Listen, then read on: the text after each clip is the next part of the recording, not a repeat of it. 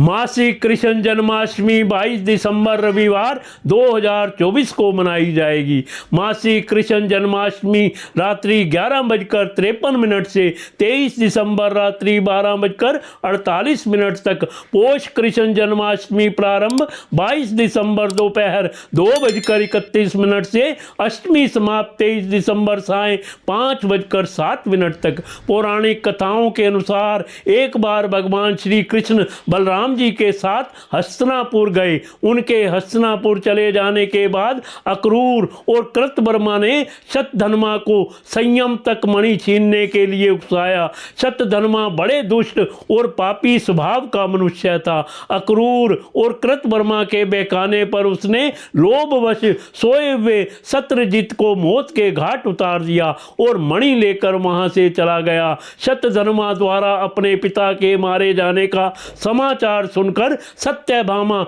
शोकातुर होकर रोने लगी। फिर भगवान श्री कृष्ण का स्मरण कर उसने यह प्रतिज्ञा की कि जब तक श्री कृष्ण शतधन्वा का वध नहीं कर देंगे वह अपने पिता का दाह संस्कार नहीं होने देगी। इसके बाद उसने हस्तिनापुर जाकर श्री कृष्ण को सारी घटना से अवगत कराया। वे उसी समय सत्यभामा और बलराम जी के साथ हस्तिनापुर से द्वारिका लौट आए। द्वारिका पहुंचकर उन्होंने शतधन्वा को बंदी बनाने का आदेश दे दिया। जब शतधन्वा को ज्ञात हुआ कि श्री कृष्ण ने उसे बंदी बनाने का आदेश दे दिया है तो वह भयभीत होकर कृतवर्मा और अक्रूर के पास गया और उनसे सहायता की प्रार्थना की, किंतु उन्होंने सहायता करने से इनकार कर दिया। तब उसने स्वयं तक मणि अक्रूर को सौंप दी और अश्व पर सवार होकर द्वारिका से भाग निकला। श्री कृष्ण और बलराम को उसके भागने की सूचना मिल चुकी थी,